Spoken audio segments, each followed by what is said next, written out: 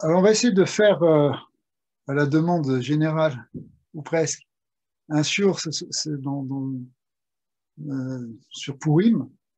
Mais comme on est dans un shiur où on fait en général des choses qui concernent la Kabbalah et la Chassidut, on va essayer de prendre la même approche encore cette fois-ci. Et donc, on va essayer de suivre un cours du Rav Morgenstern sur les kavanot de l'Arizal sur Purim. Alors, quand on dit les kavanot, on ne va pas voir en détail toutes les kavanot de Purim, parce que c'est très long et c'est complexe si on veut commencer à tout expliquer. Mais on va s'attarder sur, on va dire, une espèce de kavana klalit, la kavana profonde en fait de tout le sens de la fête de Purim. Et au-delà même de la fête de Purim, on va voir des choses qui concernent même, on pourrait dire par extrapolation, ce qu'on est en train de vivre actuellement. Moi, je pense que ça peut être une grande clé pour comprendre la période actuelle. Donc, franchement, ça peut être très intéressant. On va essayer de regarder ça tout de suite dans le texte. Donc, voilà. J'espère que vous voyez bien le texte. Là, c'est le texte de Rav Morgenstern. Alors, on va le prendre un peu au milieu. C'est un pirouche sur les kavanot, comme je disais tout à l'heure, de Purim qui sont marqués dans le Shara Kavanot. Mais évidemment, ça va être développé d'une manière plus étendue en même temps. Sur le passouk de la Megillah qui dit Yeshno Amechad, qu'il y a un peuple, a dit Aman, c'est Aman qui a dit ça à Achashverosh, il dit Yeshno Amechad, et les Chachamim font la dracha dans le Midrash, ils disent Yoshen ou Eloka. Yeshno, ça veut dire il y a, mais la dracha du Midrash, c'est il est Yoshen, il dort. Il dort leur Dieu, Eloka Shelaim. Et Yoshen ou Eloka Shelaim. Donc, leur Dieu dort. Qu'est-ce que c'est cette idée que, bon, ça veut dire c'est ce que Mordechai a voulu transmettre ce que Haman a voulu transmettre à Achashverosh pour l'inciter à accepter son projet de détruire tout le monde. Eh bien, il a dit, bon, leur Dieu, il dort. Alors, la question est, qu'est-ce que ça veut dire que Hachem dort? Il est le Yanouvel Ishan, Shema Israël. Normalement, on sait très bien que le Dieu d'Israël ni ne dort, ni ne sommeille. Alors, quel est le sens ici de cette explication, de cette compréhension que Haman avait? Et donc, est-ce qu'il peut y avoir Keilou, un sommeil de Dieu? Et quand on dit sommeil, ça veut dire qu'il ne dort pas, qu'il n'est pas là, que sa protection n'est plus sur les bénis d'Israël. Donc, c'est le moment de les attaquer, c'est ça qu'il a voulu dire. Alors, pour ça, on va être obligé d'entrer dans un concept, qui est un concept de Kabbalah qu'on appelle la dormita, qui veut dire le sommeil. Un autre concept qu'on va appeler la Nessira, la séparation, on va expliquer ça. Veinu, chez Haman et Shiv le Negdo, Shine Ata ou Azman Amurshar le Kar. Haman a dit à Achashverosh, c'est le meilleur moment maintenant pour les attaquer. Vatam ou la raison est, Share Ata Uzman Shina et Tzelazar, c'est parce que Dieu dort, en lâchant kabbalistique, ça veut dire Zirampin, est dans un état de sommeil. Zirampin, qui veut dire le petit visage, qu'on comprend aussi comme étant ce par quoi, enfin, si vous voulez, le visage de Dieu qui s'occupe, quand on dit le visage, ce par quoi Hachem se manifeste pour surveiller le monde, pour diriger le monde. Et quand on dit qu'il dort, ça veut dire qu'on n'a pas l'impression que Dieu dirige le monde, on a l'impression que le monde est laissé dans sa liberté, que Hachem n'intervient pas. Donc, puisque c'est un moment de sommeil, c'est le moment, a dit Haman. ועל דייקה משום אחי מכיוון שזוהי מעלתה ודרגתה, רוצה לומר מכיוון שאינם מרכבה ובחינת עזה. Étant donné que Israël est lié avec ce niveau qui s'appelle Zerampin, ce petit visage, c'est-à-dire cette force qui dirige le monde, et que Israël est en quelque sorte la Merkava, le réceptacle de cette force. Donc si cette force est en sommeil, eh bien Israël ne reçoit plus sa force. C'est donc un moment de sommeil, En Ashgacha Mitzadaza. Il n'y a plus de Ashgacha pratique, il n'y a plus de protection. Israël n'est plus sous contrôle, on peut les attaquer. Vehu Azman la Sot Baem Kirtsonam. Au contraire, on peut faire ce qu'on veut.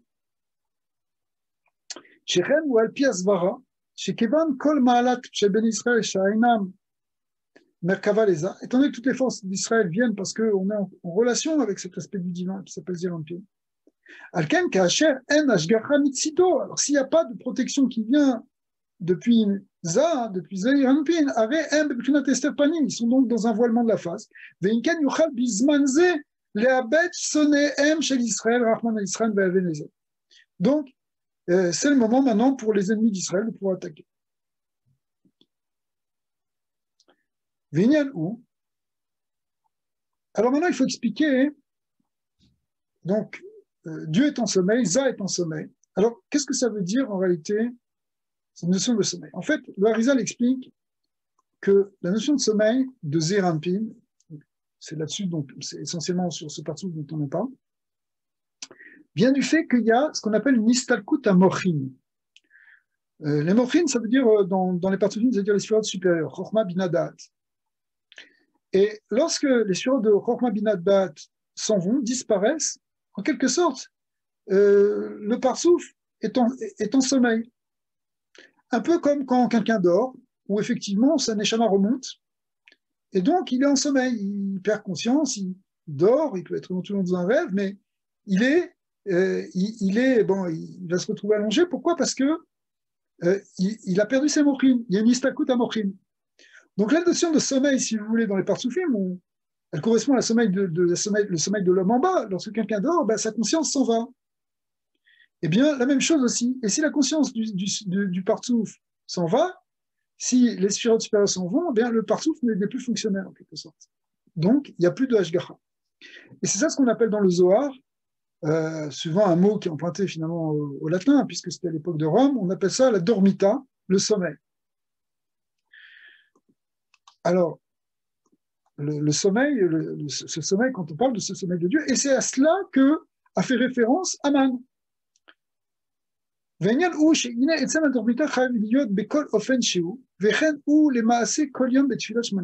maintenant, ce qu'explique le Harizal, c'est que ce concept de sommeil, l'istakut de Mori, il intervient chaque jour. Il y a toujours des moments où, en quelque sorte, hop, il y a une espèce d'absence.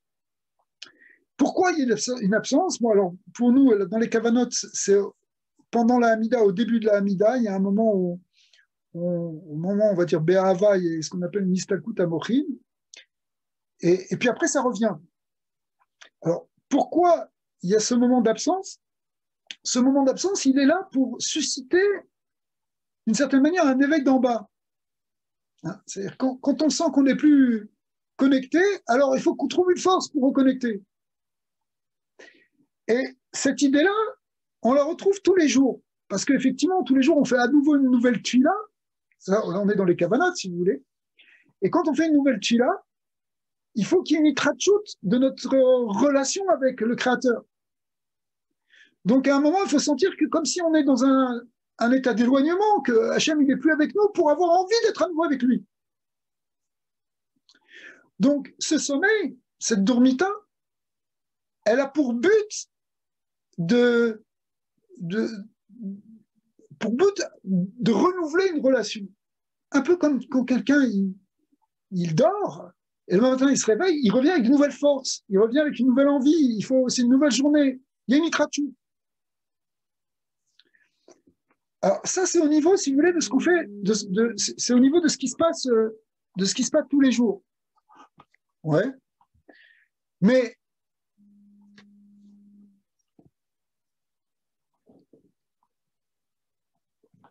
on va voir aussi que ça peut se passer dans des périodes de temps qui sont plus larges que tous les jours.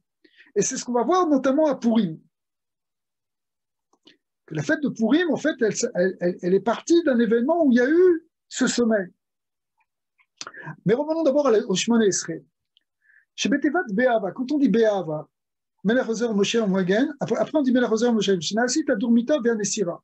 Il y a ce processus de Durmita, donc de Istalkut Amochin, et aussi de Nessira. Alors le mot Nessira, on ne l'a pas encore expliqué, et pourtant il est très important dans la Kabbalah et dans les Kavanot du Harizan.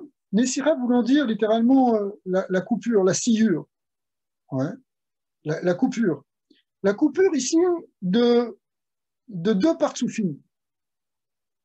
Deux partsoufim qui sont Zeirampin et Malchut.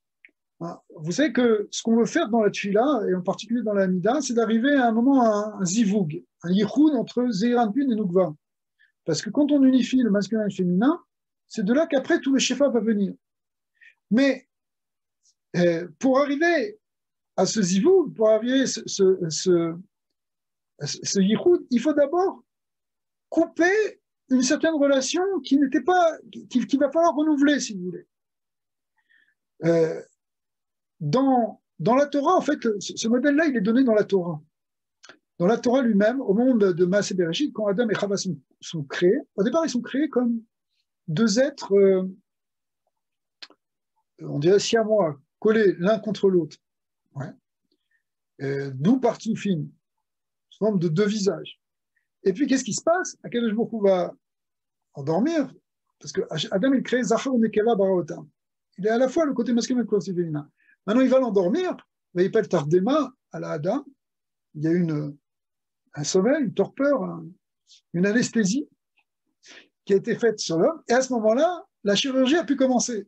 C'est-à-dire que, eh bien, il a pris Chava du grand Adam, si vous voulez. Alors, soit on dit qu'il a pris sa côte, soit on dit qu'il a pris justement deux partsoufim. La Gemara dit est-ce qu'il a coupé ou pas, mais dans tous les cas, il y a une coupure.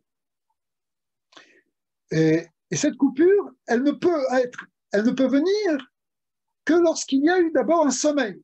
Il faut d'abord passer par cette dormita, par cet endormissement, pour pouvoir ensuite séparer. Et dans la Avodat Hashem, en fait, si vous voulez, il y a d'abord une istakut amouchin dans laquelle il n'y a plus les mouchin, donc ça crée en même temps une difficulté, puisqu'on ne sent plus la connexion, donc on est dans une forme de din. Et en même temps, ce din-là, il doit aller jusqu'à couper quelque chose. Couper quoi? En fait, si vous voulez, on pourrait l'expliquer de la manière suivante. Couper la mauvaise relation qu'on avait avec Hachem. D'accord? En fait, si vous voulez, vous allez faire votre Amida le matin, mais normalement, ça doit être une nouvelle journée, une nouvelle proximité avec le Créateur, puisque vous priez, et qui doit ensuite vous accompagner dans la journée. Mais d'une certaine manière, pour avoir cette nouvelle proximité, il faut sortir de l'ancienne proximité. Celle de la veille, où les choses étaient peut-être bien pour la veille, mais comme maintenant on veut progresser, puisque on est dans une dynamique où on progresse chaque jour, on progresse dans chaque prière, on progresse chaque instant, en vérité, quelque part, eh bien, il faut couper avec l'ancien pour pouvoir construire quelque chose de nouveau. Et cette coupure avec l'ancien, eh bien, c'est ça qu'on appelle un Nessira. Dans la Avodat Hashem, c'est une forme de Teshuvah. Les Asara Yemei Teshuvah qu'il y a entre Rosh Hashanah et Kippour sont appelés dans la Kabbalah les 10 jours de la Nessira. Parce qu'il faut couper avec toutes les mauvaises habitudes de l'année précédente pour pouvoir prendre des nouvelles décisions et une nouvelle connexion dans la nouvelle année qui commence. Donc il faut couper avec l'ancien pour renouveler dans le nouveau.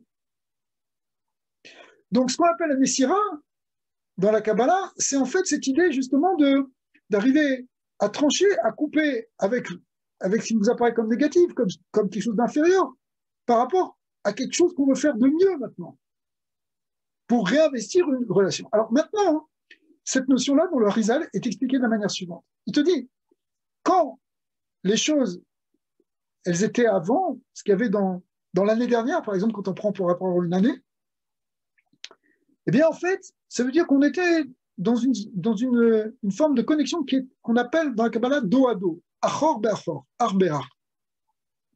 La relation achor be'achor, elle représente quelque chose qui n'est pas une finalité en soi, parce que chacun tourne sa tête de son côté. D'accord? Donc on n'est pas chacun tourne sa tête de son côté, et donc c'est pas une relation d'Ahava, c'est pas une relation où on est en connexion véritablement. C'est un peu comme, pour prendre un exemple, quand tu sers à Kadosh Baruch Hu par habitude, ou parce que tu es obligé, ou parce que bon, il faut le faire, Ok, tu sais Hachem comme ça, mais c'est pas panim et panim, tu fais pas par ahava pour lui, tu fais pas par pardon pour lui donner. Donc c'est un peu dos à dos, parce que bon, parce que tu es obligé de le faire, parce que ça t'arrange de le faire. Mais maintenant, il faut couper avec ça pour arriver à quelque chose de panim et panim, qui soit l'ishma. Arriver à une forme de l'ishma. Okay. Et donc, il y a cette idée, si vous voulez, à la fois de Istalkut Amorin, c'est-à-dire à un moment, il faut se remettre en question, et puis couper avec l'ancien pour arriver au nouveau. Alors, on fait ça tous les jours, on fait ça aussi tous les ans. Sauf que dans la journée, on comprend que c'est pour couper avec une situation qu'on avait la veille, sur 24 heures en quelque sorte, ou peut-être même pas 24 heures depuis la dernière tefila, alors que dans Rosh Hashanah, c'est quelque chose qui demande une coupure un peu plus importante, puisqu'on veut couper avec tout le négatif qu'on avait eu toute l'année précédente. En quelque sorte, cette coupure, elle va être beaucoup plus difficile, radicale, puisqu'il faut couper avec un an d'habitude, si vous voulez. Si ce n'est pas plus, puisque c'est peut-être couper avec tout ce qu'on a fait depuis le début de notre existence. Alors, ça fait partie de la Teshuvah. Mais donc, il y a une coupure qui est plus grande. Alors, je vous avance déjà tout de suite, c'est que à Purim, il y avait une coupure qui était encore plus grande à faire. Il fallait couper avec le monde dans lequel on s'était investi pendant 70 ans, qui était le monde de Bavel. Les enfants d'Israël, maintenant, devaient se préparer à retourner en Eretz Israël, reconstruire le temple, et pour ça, il fallait couper avec 70 ans de relation avec Hachem qui était, d'une certaine manière, vu comme dos à dos, achor be'achor. Il fallait couper dans ses habitudes pour pouvoir réinvestir panim bepanim. Et vous allez voir jusqu'à où ça va nous emmener, c'est quelque chose qui est vraiment très important. Ok, alors on reprend le texte. Alors, il dit comme ça. Et là, chez Abiyu ou ועניין הוא, שהנה עצם הדורמיתה חייב להיות בכל אופן שהוא, וכן הוא למעשה בכל יום בתפילת שמונה עשרה. Donc on reconnaît ça, on peut retrouver ce concept de Nessira à un niveau moindre, qu'on retrouve dans chaque Amida, et c'est dans les kavanotes de Be'ahava. Be'ahava, on fait une des kavanotes d'après le Arizal, c'est que au moment où on dit Be'ahava, au début de la Amida, dans la première Beracha, eh bien, on a la kavana de Mamash de donner notre vie pour Hachem, Be'arba Bitot Beddin. Et à ce moment-là, Nassim Dormita, on perd les mochim, vers Nessira, il y a la Nessira, et après, quand on revient dans la suite de la Mida, eh bien, tout le reste de la Mida, ça va être un retour panim, on va être panim bepanim. Ok. Umaou achiluk ben kol yom, quelle différence il y a entre ce qui se passe chaque jour, les ben sof à Galout? En réalité, à la fin de la galoute, à la fin de la galoute, il y a aussi la même chose. Et là, chez Abiyu ou chez Bechol Yom, on a assez Bemeirut, Vekal Eno Ole Beshem. C'est-à-dire que la Nessira qu'il y a chaque jour quand on fait la Hamida, c'est pratiquement rien. Ça compte pas. Mais par contre, Machen Ken Besof à galoute, quand on arrive à la fin de la galoute, Shu Be'arichut Azman, donc c'est après un long temps. Il est אם היו בני ישראל עובדים לקדוש ברוך הוא כראוי, מתפללים ולומדים ומקיימים המצוות הנכון, אזי הייתה נעשית הדורמיתה במהירות ולא הייתה עולה בשם, כמו בשמונה עשרה. En vérité, théoriquement, on aurait pu passer facilement cette Nessira, cette coupure avec ces 70 ans de Bavel. On était à Purim, il fallait couper maintenant avec 70 ans de Bavel. Si on avait été tout le temps dans une relation panim bepanim avec Hachem et qu'il fallait juste couper un peu comme dans une Avila, ça serait passé en douceur. Donc, à ce moment-là, Aman n'aurait pas pu faire de mal. C'était le moment. Si vous voulez, il y a deux choses qui rentrent en jeu ici. Il y a d'une part que c'est le moment de couper. Il faut couper parce qu'on va revenir en Eretz Israël. Il faut couper parce qu'on va reconstruire le Beth Amikdash. Et d'un autre côté, il y a la préparation par rapport à cette coupure. Donc la coupure, elle doit être importante. Déjà, et en plus, on n'est pas prêt pour cette coupure. C'est ça qui crée la grande menace, la menace existentielle. C'est qu'à la fois, il y a un grand din, parce qu'il y a une grande coupure à faire, il faut couper d'un monde pour arriver dans un autre monde. Et on va voir comment on peut étendre ça à ce qui s'est passé à la fin de la Galoute Édom, où là, ce n'était pas 70 ans qu'il fallait couper, mais 2000 ans. Donc, c'est ce qu'on va le voir dans le texte de la Rizal lui-même. Aza yakol naase be'arichut azman. Ou mitorkar ba aman aleyen. Donc, maintenant, Aman, il est venu là. C'est à ce moment-là qu'il est intervenu. Mitor chez Yada. Parce que là, il a su être un naase be'olamot elyonim. Il savait que c'était ça qui se passait dans les mondes, qu'il y avait ce moment de la Nessira, de Zeranpin, de Istalkut Amochin. Velken ta'an lifne achashverosh yeshno amechad. C'est pour ça qu'il a dit yeshno amechad en disant que Gam Eloka shelahem yashem. Puisque eux aussi, ils dorment aussi dans les mitzvot, dit la Gemara dans Megillah, eh bien leur Dieu aussi dort. Veyochlu chas v'shalom le'ara lahem, et chas v'shalom, ils pouvaient faire du mal. Alors ce concept de dormita, de sommeil, de torpeur, qui est la même que on a vu pour Adam Arishon, et qu'on voit ici à la fin de ces 70 ans de Purim, de Bavel, en réalité, le Hari dit que quoi, un lieu où, en vérité, c'est les Tovatan chez l'Israël. C'est pas mauvais. C'est pas mauvais qu'il y ait Istakut à Mokhin, même si on a l'impression dans un premier temps que ça ne fonctionne plus, qu'il n'y a plus de Hashgacha, qu'on n'est plus protégé. En vérité, tout ça, c'est pour le bien. Et pour le bien d'Israël.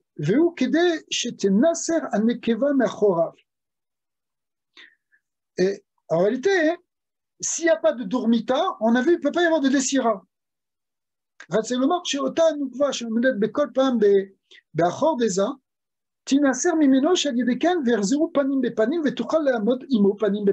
le but de cette dormita, c'est qu'il y ait cette coupure, et cette coupure, elle vient parce qu'on était dos à dos et qu'il faut réorganiser les choses, panim be panim, c'est-à-dire dans une relation au contraire d'Ava, une relation directe avec Hachem. Hein, encore une fois, le Achor Be'achor, il correspond aussi au Shelo Lishma, par rapport au Lishma.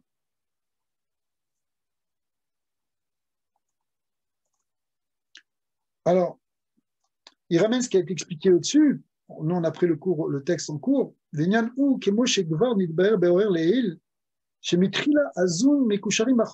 Parce qu'au départ, Ziranpin et Nidva, Za et la Malchut, si vous voulez, sont attachés à Chor Be'achor. Nous aussi, on est comme dos à dos vis-à-vis d'Hachem. Et nous, chez Av, chez Enze, Adarga, Ameoula, chez le Panim Bepanim, même si c'est pas aussi bien que Panim Bepanim, mais c'est quand même pas mal. Omnam, im kolze adaim yeshno, l'ikashrut bederer achor be'achor. Il y a quand même une kashrut avec Hachem. On n'est pas déconnecté de lui, mais on est achor be'achor, dos à dos. Vazai, yesh l'adam siyata d'ishmaya le'avodato. Et regardez le paradoxe. Et ça, c'est très important de comprendre, parce que souvent, on se dit, mais quoi, j'ai pas siyata d'ishmaya.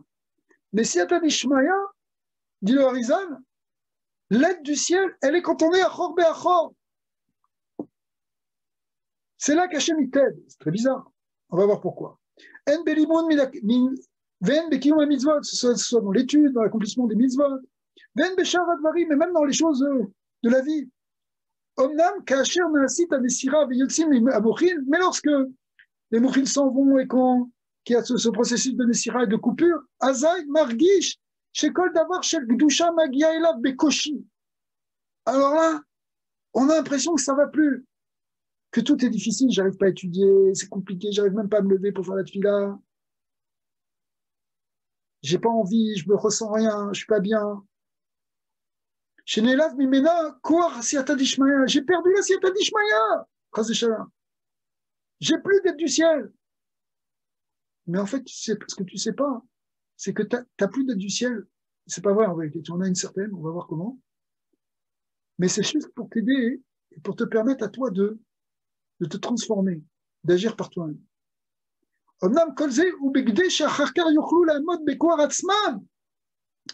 Parce que là, maintenant, tu vas faire tes propres efforts à toi et ça va te placer dans une situation où tu vas être Mamash Yochlu, les Damot de la Kadosh Bokhu qui est basé, tu vas être à l'image de Dieu et tu vas revenir dans une relation panim bepanim avec Hachem. Veigalou Israël, Veivne Bessamikdash, et par rapport à Purim, il fallait cette Messira pour avoir la Géoula d'Israël, sortir du Galou de Bavel et construire le Beth Amikdash. Chez Zéhou, Arekol Tachlit, Matarat, Dormita, et c'est ça la fonction de ce sommeil. Donc la fonction de ce sommeil, on a l'impression qu'Hachem il est plus là, qui nous a abandonnés, qui nous aide plus. On a l'impression que c'est Esther Panim. C'est le Esther Panim. Le Dormita, on voit pas Hachem. Ouais. On est dans la Stara, ça le Purim, où il n'y a pas le nom d'Hachem qui est dans la Megillah. Okay. Mais en fait, de cette Astara, dans cette situation, on a l'impression qu'Hachem, où est-ce qu'il est? Let Din, Let Dayan, il n'est même plus là pour nous protéger. En réalité, c'est là qu'on va chercher des cohortes extraordinaires en nous, pour après reconstruire une relation bien meilleure avec le Créateur. À ce moment-là, il se révèle après Panim Bepanim, et ça, c'est encore une autre dimension. Alors, normalement, c'est quelque chose qu'on fait chaque année, qu'on fait chaque jour, on doit progresser. Mais là, hein, Purim représente ce changement par rapport à la galoute.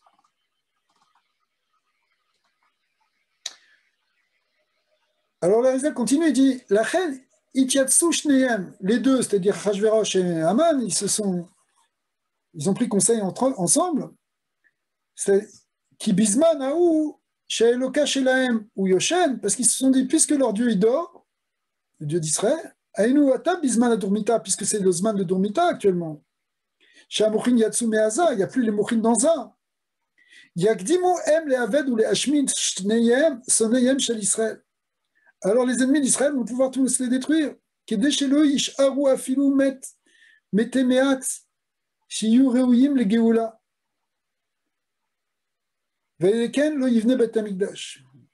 Ils ont voulu détruire la grande majorité du clan d'Israël pour qu'on n'ait plus la force de reconstruire le Beth Amikdash et d'avoir la Géoula. Venoda, ça vous voyez, c'est ça vraiment la force de l'Amalek. Venoda et Sataman min Shimshai Sifra Beno. Il a demandé à son fils, Shimshai Sifra, son fils, Vekadveyem el Achashverosh anikra Achashashta besefer Ezra Achi bitlu binyan bet Amikdash birotam ki igiazman libanot vedai bazé. Achashverosh avait décrété, quand il est rentré au pouvoir, c'est lui qui avait arrêté le projet de reconstruction du Beth Amikdash qui avait été déjà amorcé par son père Dariavesh. Ouais. Dariavesh, le premier Dariavesh, premier Darius, si vous voulez, c'est lui qui avait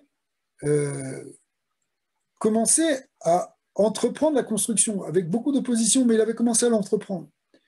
Et puis, quand Achashverosh est monté au pouvoir, eh bien, bon, là, on est en train d'expliquer pourquoi, il a arrêté cette construction. Et sur les conseils de son fils, dit l'Agmara. Alors, Aïnou, misé chez Nirou, chez Shemshai Beno, chez Laman, Shalar Ktavin, en fait, le conseil du fils de Haman, pardon. Shalar Ktavin al-Chashvashtab, les Batel Binyan Bet Abayit. En fait, c'est le fils de Haman qui a conseillé à Achashverosh d'arrêter. Alideze Noda Kavanatam. Chez Kol Tachitam Aïta, chez Lo Yivne Abayit. En vérité, la Kavana profonde derrière tout ça, c'est qu'il n'y ait pas le Beth Amikdash. Chez le Tarzor Ashgacha, les Bnei Israël. Parce que quand il y a le Beth Amikdash, c'est-à-dire qu'il y a la présence divine, il y a la protection divine, etc. Et il ne voulait pas de ça. Il ne voulait pas que les Bnei Israël se retrouvent dans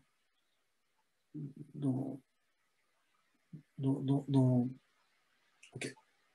Vine, yesh lanu lehavin, ma eta kavanata shel Haman ve'Achashverosh bechol etza zu shenitzazu b'gzeratam. Shem kavanata eta, she'im האם כוונתם הייתה רק בכדי להרוג את בני ישראל, או שמא היה רצונם שלא יבנו בית המקדש? C'est quoi vraiment, fondamentalement? Est-ce qu'ils voulaient tuer tous les juifs ou empêcher בית המקדש? ותו יש להבין, שמהו עניין בבניין בית המקדש שכל כך הפריע להם עד שכתבו שטען המלך, דמה רצו להרוויח בזה. Et בכלל, pourquoi à tel point la famille d'Aman, ils ont écrit à Achashverosh pour empêcher cette reconstruction de בית המקדש? En quoi ça les dérange tellement? Donc, est-ce que c'est vraiment ce qui est le plus important? On a l'impression que c'est ça, mais pourquoi? Pourquoi tuer tout le monde pour ça? On a vu. Omnam enyan ou, deine malchut ou mechuna besod techela. Comme ça, c'est marqué dans le Zohar. Techela, hein, ça veut dire técaler, ça veut dire détruire. Et nous, chez Betochan, les calottes et kol aklipat. La malchut d'Ekdusha, elle a un potentiel de détruire les clipotes. Effectivement, quand la malchut d'Hachem se révèle, Azak, Akali mitbatli, les clipotes disparaissent. Veikar kavanatan eta les batel et binyan la malchut. Donc au fond, Alpi Kabbalah, ce qu'il voulait, c'était détruire cette force de la malchut, l'empêcher.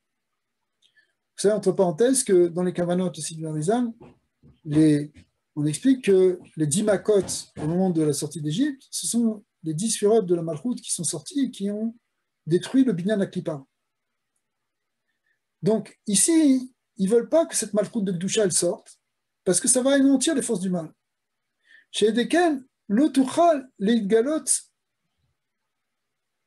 ou les batlam, parce que si ils détruisent la malchut, eh bien, il n'y aura plus la force de les détruire eux. C'était ça leur intention, c'était ça le conseil qu'ils ont voulu. Et ça, c'était évidemment avec la destruction de Beth Amikdash, chez lesquels l'otucha la malchut le gadol, l'igdol, parce que la malchut ne va pas pouvoir grandir, c'est pas le Beth Amikdash. Donc, premièrement, c'était avec ça.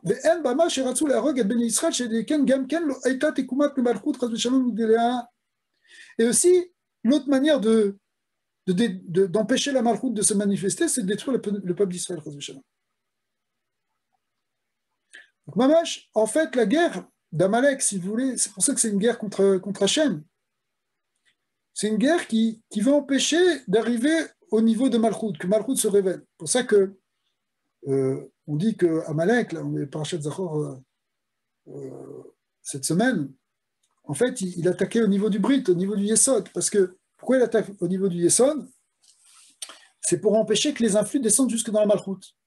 Parce que s'il y a la Malchut de Gdusha qui se manifeste, eh bien, c'est la fin des forces du mal dans ce monde. C'est vraiment l'enjeu de la Shrina contre la Klippa. Et donc, il y a deux manières pour faire ça. Premièrement, de détruire le Beth Amikdash. Deuxièmement, c'est de détruire le peuple juif.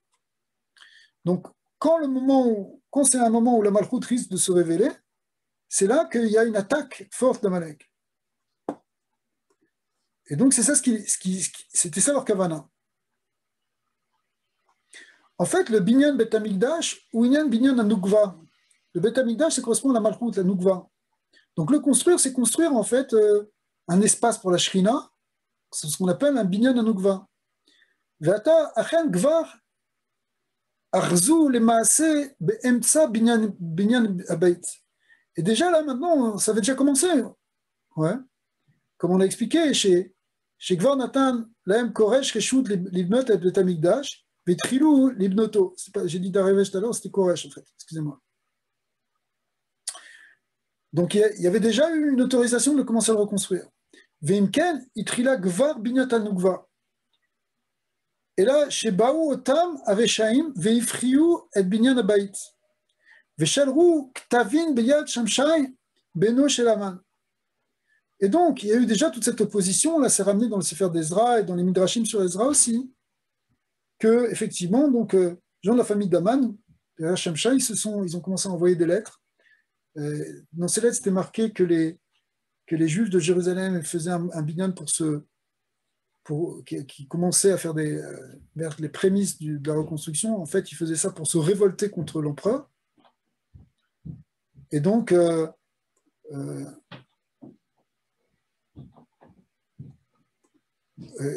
et donc, on va expliquer qu'est-ce que c'est le minyan de Zivug, mais c'est le minyan de Yichud.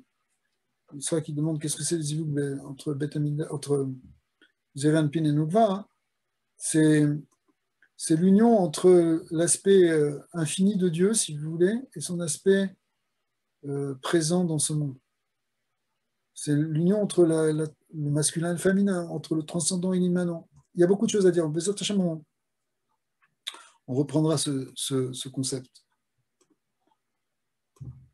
Alors, donc, ils se sont opposés. Hein.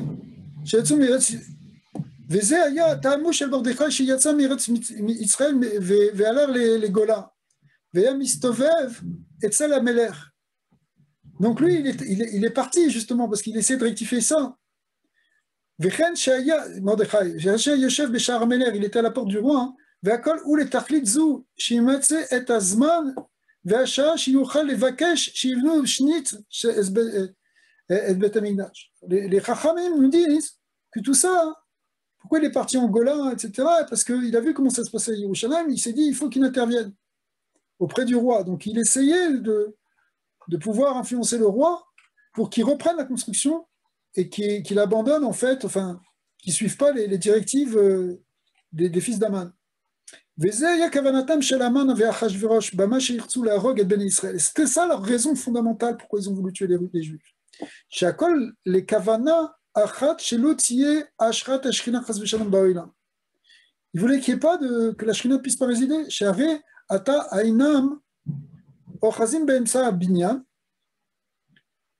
Donc ils étaient au début, ils étaient dans la construction. Et si le binyan du Beth Amikdash allait jusqu'à sa fin, la Shrina va revenir, et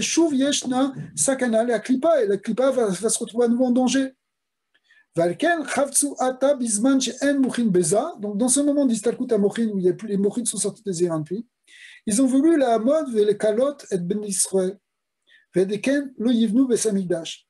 Velo tarzor ashrat ashkina. Alors on continue un petit peu, vous allez voir. Vine lichora ayu Aman vechashverosh chachamim gdolim. A priori, Aman et Chashverosh c'est des grands sages, des grands savants. Veyadou vevinu binyan ze. C'est-à-dire que c'était des mekoubalim aussi. Ils connaissaient le processus des séphirot.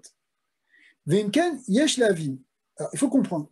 Vechilo yadou shebekol paam achar adormita ve'anesira yeshna chazara lepanim bepanim. Ce qu'ils ne savaient pas que c'est que momentané, ce moment-là d'éloignement, de coupure, d'obscurité, de sterpanim. Mais voilà qu'on va revenir panim bepanim après ça. Veinken mayaou ou mayoridu bekavanatan. Alors qu'est-ce qu'ils vont gagner? C'est pas, ils sont capables d'attaquer là maintenant. Vere atidim azun lachazor panim bepanim bevadai, c'est un processus dans les suirotes. Ziranpin Venuk va revenir panim bepanim, et donc Israël va retrouver sa bracha. Omnam zegoufa aita tikvatam. Mais Dafka en vérité, c'était ça qu'il voulait empêcher. Shechashvu shebaim shebehem achen yatzlichu bezmanem bemazmatam. En réalité, ils ont pensé qu'ils allaient réussir à faire quelque chose. Parce qu'à ce moment de sommeil, ce moment d'extinction, de disparition des mochin, donc disparition de l'Ashgacha d'Hashem, même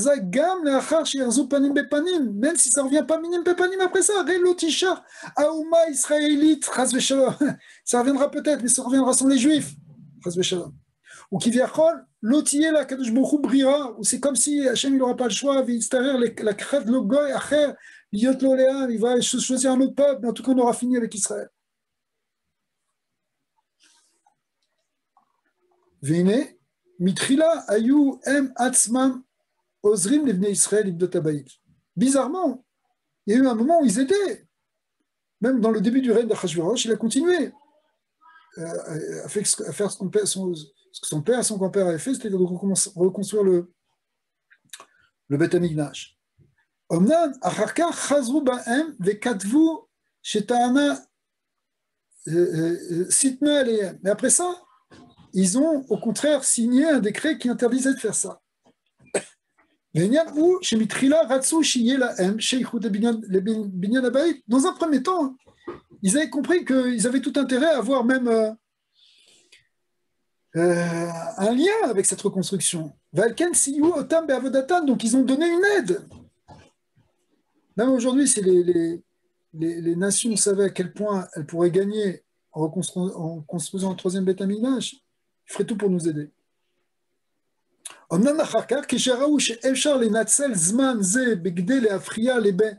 l'école Binyan Abaït, mais comme ils se sont dit qu'on peut peut-être gagner du temps à arriver à un point où on va empêcher cette reconstruction, Chashvut Bedaatam Shioter Tov Yeh Im Biklal Lo Yivnu Abaït, ils se sont dit bah, finalement c'est quand même mieux si on ne reconstruit pas du tout. Velchen Shalchu Ktav Sitna, c'est pour ça qu'ils ont fait un décret pour empêcher. Omna, Aïta la M Taout Gdola, mais ça c'était une grande erreur. Bekol Ma'alach Marshavatam, ou Kemo Shemeva Ari Akadosh, chez lui Yadou, chez Bizman Adomashna, Yeshna le Hashgacha Mitzad Nukva. Dans ce qu'explique le Harizal à ce moment-là, c'est que quand les Mochin ils sortent de Zeranpi, en réalité, les Mochin, si vous voulez, ils sont au nombre de 3 qui font 4. Les Mochin, c'est Chochma, Bina, Da'at. D'accord? Mais le Da'at, il se sépare en 2. Ce qu'on appelle Chesed et Gvura. Chesed et Gvura de Da'at. Un côté droit, le côté droit s'appelle Chesed de Da'at, et le côté gauche s'appelle Gvura de Da'at. Donc on a Chochma, Bina, et ensuite Chesed, Gvura. Alors quand ces 4 mourines, ils sortent de ça, en réalité, les deux qui sont du côté droit, c'est-à-dire Chochma ou Bina, et il reste Makif au-dessus de ça, mais les deux, pas Chochma ou Bina, excuse-moi, Chochma et Chesed, c'est le côté droit, il reste Makif au-dessus de ça, ils sont plus à l'intérieur, mais ils sont Makif, mais les deux mourines de gauche, c'est-à-dire Bina et Gvura, eux, ils vont descendre et rentrer comme des mourines dans la Malchut, dans la Noukva. Alors ça, c'est un peu technique, mais ça veut dire que Akadosh Baruch Hu va amener sa Hashgacha par un autre moyen que le moyen habituel. Et en fait, ce que va expliquer le Harizal, c'est que concrètement, cette Hashgacha, elle ne va plus passer par la Hashgacha de Zeranpin, comme on la voit clairement quand Hachem protège, etc. Mais on a l'impression qu'au contraire, on est complètement perdu. Mais elle passe par des tzadikim. Elle passe par Mordechai et Esther. Là, Mordechai et Esther, en fait, si vous voulez, ils sont ceux par quoi Dieu contrôle encore le monde et surveille son peuple pendant ce moment de dormita. La Nouvelle. D'ailleurs, dans l'histoire de Adam et Chava, pendant que Adam dort, Chava, elle est réveillée. C'est vrai qu'elle discute avec le serpent, un peu comme Esther, qui est obligée de discuter avec Achashverosh. Mais, c'est vrai qu'il y a un parallèle complet entre, là on en a un petit peu parlé, mais en fait c'est un parallèle complet entre ce qui s'est passé avec l'histoire de Adam et Chava et l'histoire l'histoire de Pourim. Donc, en fin de compte, on a l'histoire des Mourines qui partent, mais ils partent complètement. Ils partent pas complètement. Il y a aussi la Malchoute. La Malchoute, c'est qui est la présence divine, si vous voulez, qui est plus dans le monde des hommes, au cœur des mondes des hommes. C'est pour ça que ça prend d'ailleurs un aspect un peu politique, tout ça, parce que c'est le monde des hommes. Elle est à la cour du roi, elle est dans... Esther, elle est elle-même celle qui porte la Shrina. Esther et Mordechai. Mordechai, lui, il reçoit le or, on appelle le or de Yesod Abba, ça dit que mais c'est les deux par lesquels se manifeste la Hashgacha à ce moment-là. Et ça n'a pas été calculé par Aman, ce que nous dit le Harizal.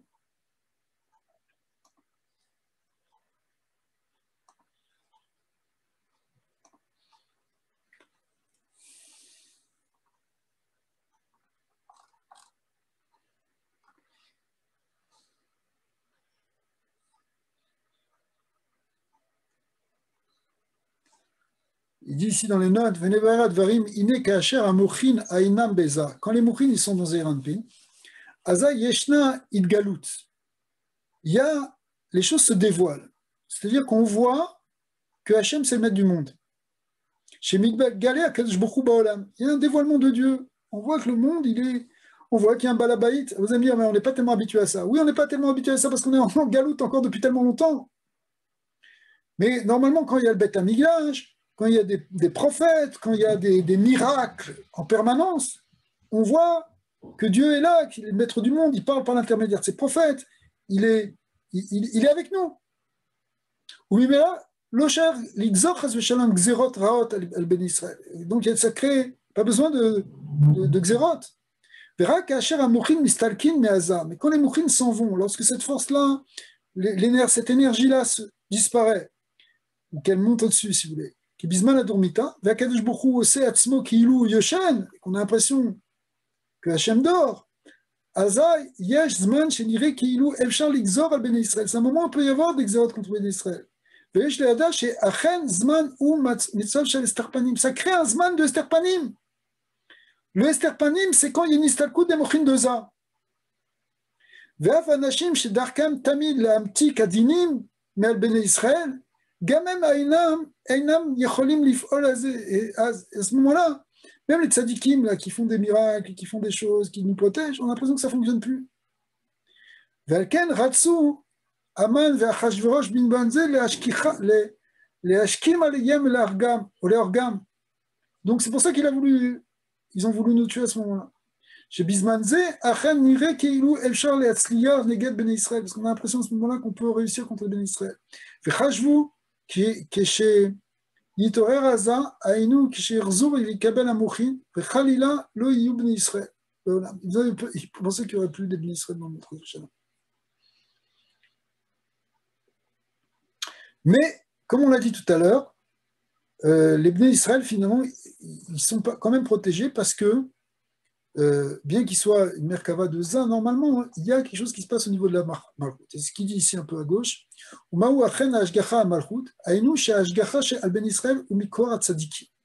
C'est quoi dire que les Mouchin, ils sont dans la Malchut? C'est que maintenant ça passe, parce que la Malchut, c'est ce qui est en bas, si vous voulez. Encore une fois, c'est dans le monde des hommes. Donc en fait, c'est une Ashgacha qui passe par les tzadikim. Dilou mitzad haza nivran Ashgacha shakol meito yibara. Quand c'est dans Ziranpin, on comprend que tout vient d'Hachem. Mais maintenant qu'on ne voit plus ça, en fait, on a encore les tzadikim. Veilou ka'asher Ashgacha aina mitzad anouk, ainu mitzad avodat tzadikim shem merkava lenukva, ou bekocham yesh et Ashgacha shel ben Israël. Donc finalement, ça passe par quelque chose et il y a quand même une Ashgacha pour les Bnei Israël. Venez à Sof, Basof, Af Shakadosh Baruch Hu Mastir Panav Bnei Israël, Vesholer Lamen Missionnot. Donc même si effectivement, on a l'impression qu'Akadosh Baruch Hu là c'est une épreuve, ou les Tam, Shamuchin Yotzim Meaza, Im Kol Ze Kol Maler Ze ou Birde Leharot et Malat Bnei Israël. Le Ramchal a développé ça, en réalité, ce concept-là, puisque c'est ça qui va montrer, au contraire, la grandeur des Ben Israël.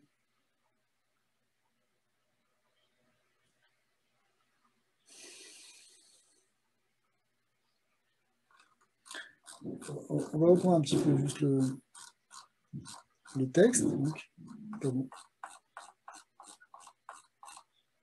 Vine.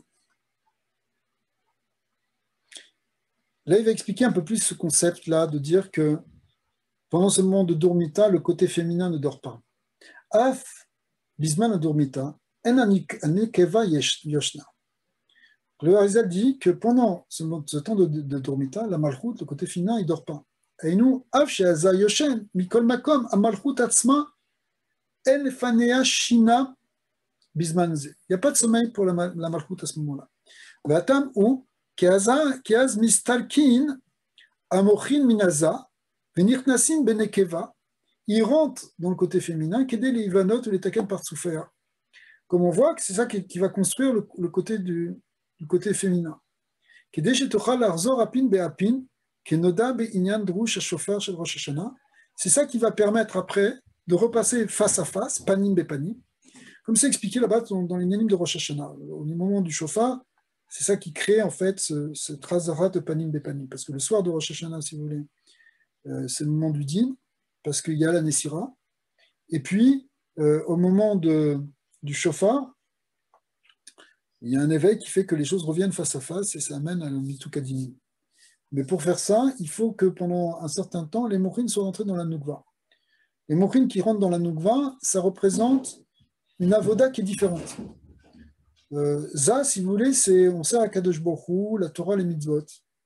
Donc Hachem, il nous récompense, il nous éventuellement c'est le contraire, etc., par rapport à l'avoda, au service qu'on a. Mais c'est une avoda qui passe par le sechel, qui passe par la compréhension, le limouda Torah. Ouais.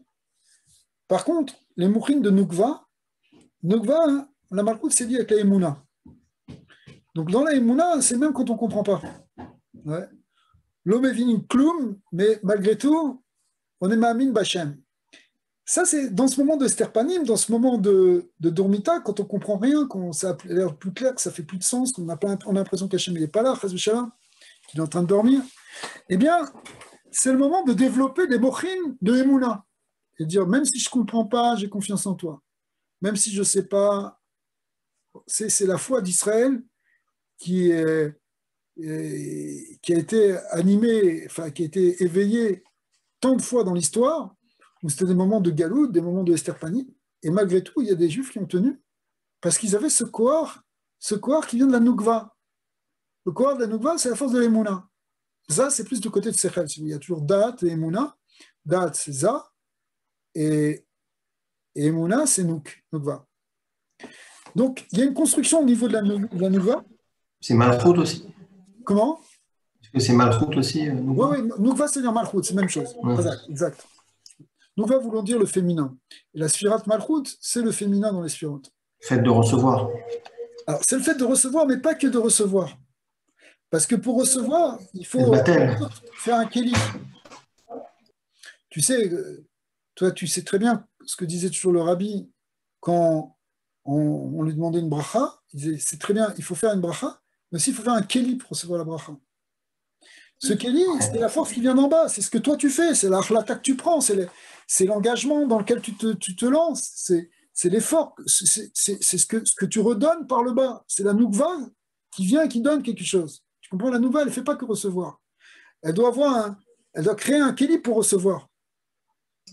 Ok. Nous les Bnei Israël, d'une certaine manière, notre Neshama, on est Noukva par rapport à Kadosh Baruch Hu, Bevadaï. Mais ça ne veut pas dire qu'on ne va pas donner des forces. C'est ce qu'on appelle aussi dans le langage de la Kabbalah, la notion de haut féminine. Il y a un désir qui vient d'en bas, hein, de se rapprocher d'Hachem. Et cette construction-là, c'est ça ce qu'on appelle ici les mouchines qui descendent dans la Noukva pour être bonné ota, Beatzma. C'est un peu complexe parce que normalement, les mouchines de la Noukva, elle les reçoit de Za. Ce qui traduit dans ce qu'on est en train d'expliquer, ce qui construit ta émouna, c'est ce que tu comprends. Par exemple, tu vas lire un sefer, par exemple un sefer de Chassidut ou un sefer du Ramcha, et du coup, tu ressors avec plus de émouna. C'est-à-dire que ton sechel a donné des mochines à ta émouna, il a construit ta émouna. Mais il y a des moments, et c'est dans les moments de Nessira, dans des moments critiques, que la Noukva, elle se construit par elle-même, directement, c'est-à-dire sans za. Elle reçoit ses mouchines en réalité de Bina. Et ça veut dire quoi? Un Balchouba? Non. Ça veut dire quand tu comprends rien, il n'y a pas de sechel là maintenant. Tu comprends pas. C'est pas juste ce qui se passe, c'est pas normal. Est-ce qu'on comprend ce qui se passe dans la situation actuelle? On ne sait pas, on ne comprend pas. Mais tu dis, Anima min Bachem, Kolze, je suis certain que Kadosh Baruch Hu, il a un plan, et qu'il ne fait pas n'importe quoi, qu'il va nous amener vers le bien, il va nous amener vers le Géoula. Il n'y a pas de sechel dans ce que ça, c'est de la pure émouna. Mais tu construis cette émouna, mitzad nekeva, ça va préparer cette nekeva, cette malchoute, ça va la préparer à s'unir avec ça, c'est-à-dire arriver après à une relation panim et panim avec Hachem. Quand à nouveau il va se révéler. Mais pour l'instant, même quand il ne se révèle pas, tu peux construire quand même ta émouna. Normalement, tu construis ta émouna en étudiant la Kabbalah, comme il dit le Kalar Pitre Chorma, dans le premier pétard. En étudiant la Pnimut Torah, en étudiant la sagesse juive, la vraie philosophie, c'est ça qui va construire, la Chassidut. C'est construire ta foi. Mais il y a des moments où tu ne construis pas ta foi avec ça. Tu construis ta foi par la foi. C'est le binyan de la Noukva qui se fait à ce moment-là pendant la Dormita. Et d'une certaine manière, là tu touches le point, ça veut dire c'est une forme de tchouva. Mais c'est ça qu'il vient faire, Bordécha, quand il vient réveiller les Juifs et il vient leur dire, voilà, venez, sous moi là, elle a dit Esther, jeûnez pour moi, jeûnez pour la Malchoute, soyez avec Hachem, on ne sait pas ce qui va se passer, on ne comprend pas. Mais voilà, on est avec toi. Ça, c'est le corps du minyan de l'Emouna.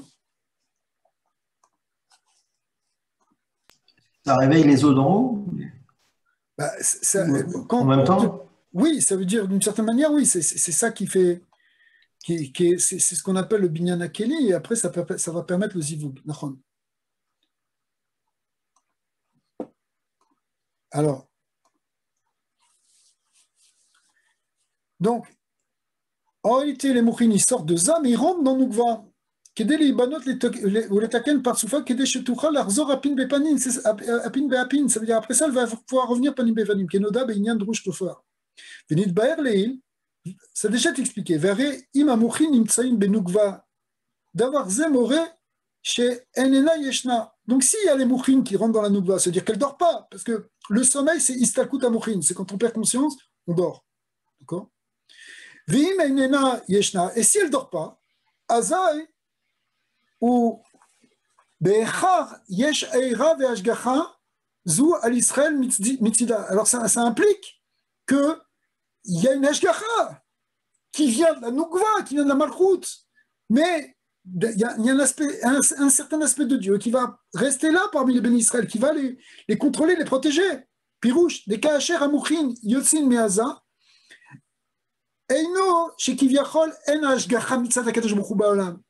C'est pas que c'est comme s'il n'y avait plus d'ashgacha d'Hachem dans le monde.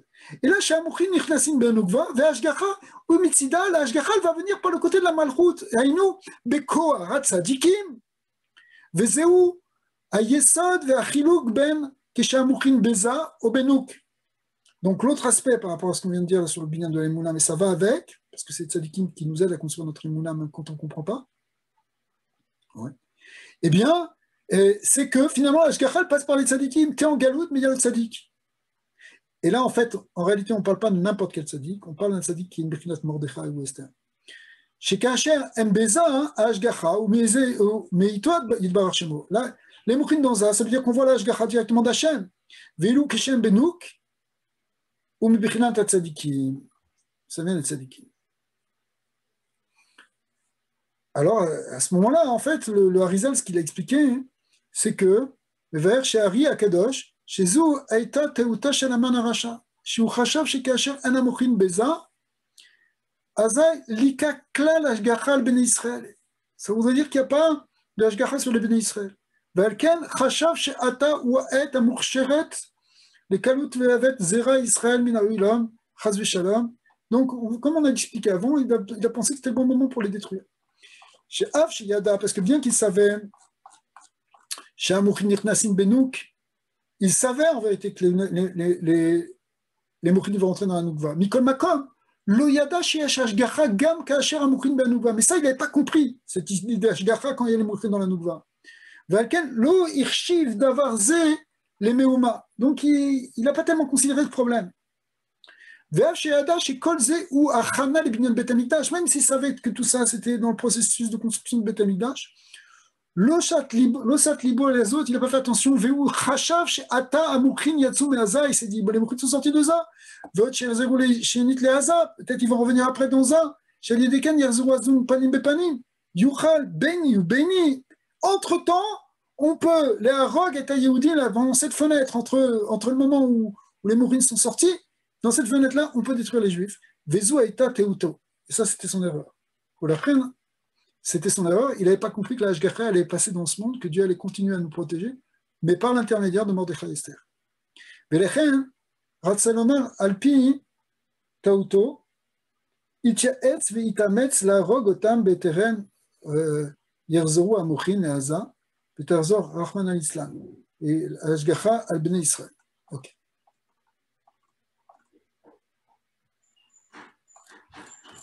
Peut-être qu'on pourrait faire un petit passage.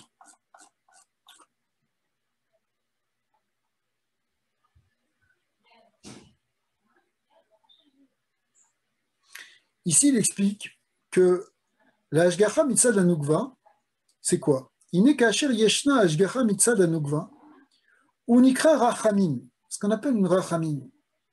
Vaïbiur basé. Dîner étape de Gemara, la Gemara de traduit Miche Eshlo Chole Mitorbeto, Yeler Etzel Chacham. Si quelqu'un à un cholé dans sa maison, à un malade. Malheureusement, ça arrive. Eh bien, qu'il aille chez un chacham. Et ça veut dire quoi, aller chez un chacham? Le biou est le suivant. Deine kasher magia nisayon ala adam ou les siba she'en amouchin nimtsaim beza. Le fait que les mouchins soient sortis de ça, par rapport à cet homme en tout cas, eh bien, c'est ça qui crée qu'il y a un nisayon. C'est que les problèmes arrivent dans ce moment de Messira.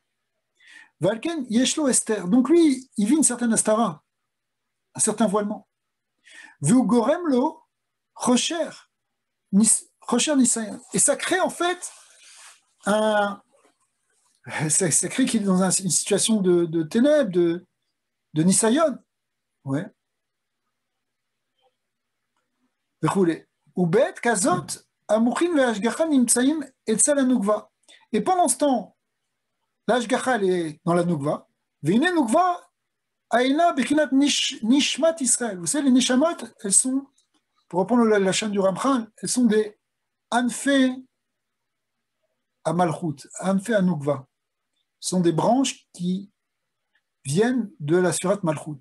Toutes les créatures ont été sur de malchut, mais les plus timides sont les neshamot d'Israël, et elles viennent directement de la malchut. Donc elles sont bechinat malchut. Donc c'est pour ça que les mouchins, ils vont venir dans des neshamot, en fait, de qui? De grands chachamim, de tzadikim. Va tzadik aïnou merkava le bechinat zou. Le tzadik, il devient une merkava, il devient un réceptacle, un véhicule de cette force-là, de cette force de la malchut. Valken bet sarah bet nisayon olchim etzal chacham. Donc, si on a un problème, qu'est-ce qu'on fait? On va chez le tzaddik. Et c'est lui qui va éveiller la rachamim. C'est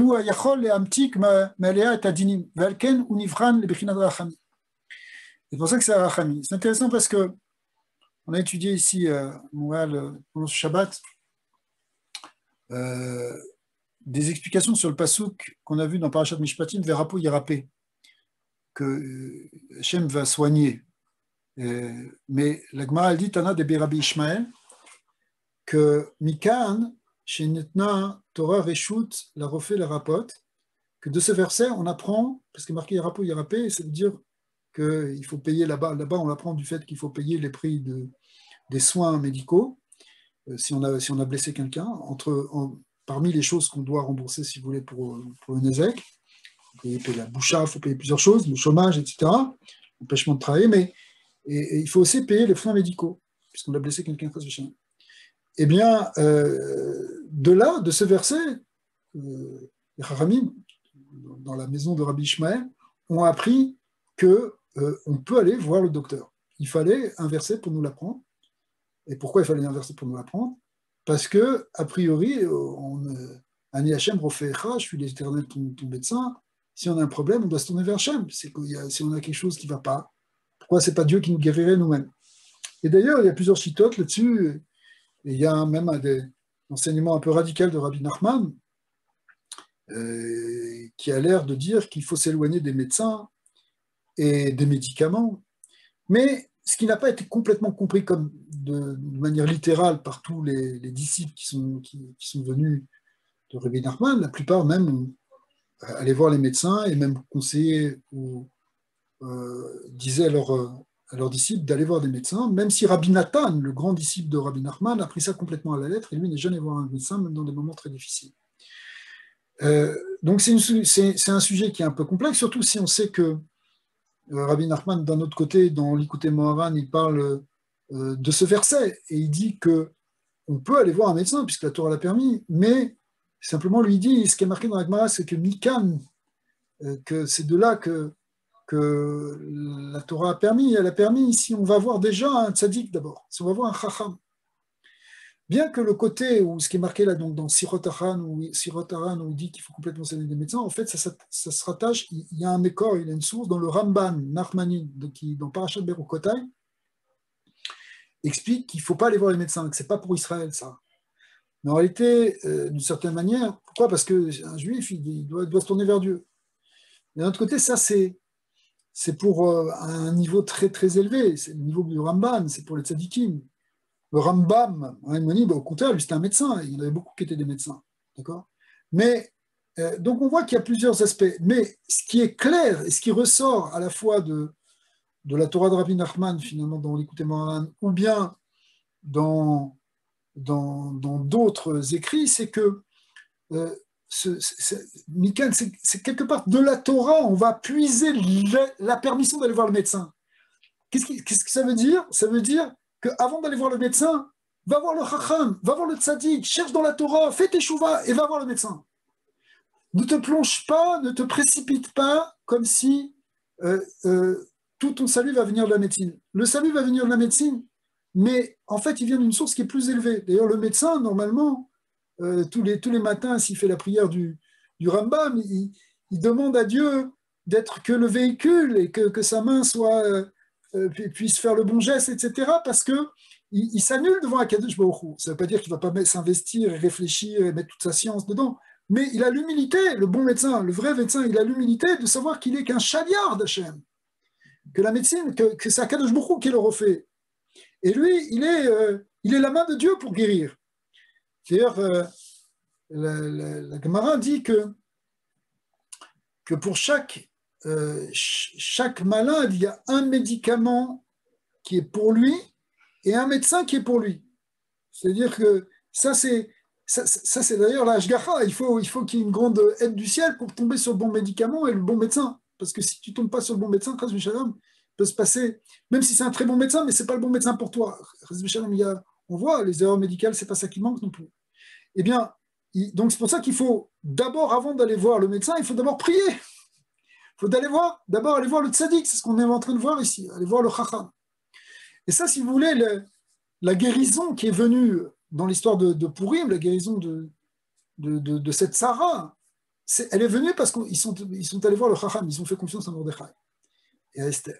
D'accord. Donc, si on a cette émounat rachamim, déjà, hein, ça va être la clé. Donc, Bezat Hashem, qu'on soit zorché, si Dieu veut, on va continuer ça, on va développer un peu d'autres kavanotes de Purim demain, si Hashem nous donne la force. Mais voilà, on peut rester sur cette idée-là, déjà que même dans un moment de Esther Panim, en réalité, il n'y a pas vraiment de Esther Panim, il y a une Hashgacha qui passe autrement. Demain, on va voir comment ça s'applique aussi par rapport à nous, par rapport à notre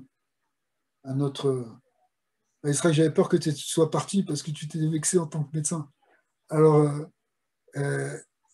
comment c'est la notion de la fin de la galoute, on va voir comment le Harizal, en fin de compte, et ceux qui a expliqué, avait prévu aussi ce qu'on appelle les Chevlé Mashiach, comme étant donc ce qui va être la coupure pour sortir du galout Édom. Sauf que cette galoute-là, c'est une sorte de 2000 ans de galoute, donc c'est plus encore que les 70 ans.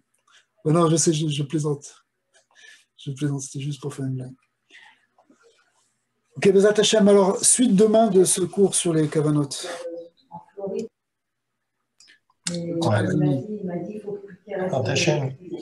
Sur quelle base tu étudies quoi? Sur quel livre tu prends? Alors, c'est sur lequel il y a un format? Quelle année? Tafshin Ayin Bet. Dedans. Ayin Bet, ouais. Ayin Bet, 72. Ouais. C'est le quoi? C'est quoi le Yama Chochma, c'est des livres du Rav Morgenstern. Enfin, c'est des shurim du Rav Morgenstern qui sortent, ils sortent un peu moins maintenant, mais il y a énormément de shurim. Tafshin Ayin Bet, je l'ai en PDF. Hein, voilà. Ouais. Alors, si tu peux l'envoyer. Quelle page? C'était quelle page? On est à la page. Là, on a fait la page 360. Attendez, on va regarder tout de suite. Ouais. Je l'envoie à Léo. Voilà, on était vers la... J'aimerais bien avoir aussi les PDF de ce qu'on étudie d'habitude. Ouais. Je vais lui envoyer. Ouais, mais je te les avais envoyés, ça. Ah, je vais envoyer. Mais j'ai pas de troisième. Je vais te les renvoyer. Mais renvoie-moi, c'est comme ça que moi je le retrouve. Alors, je t'envoie même à Daniel.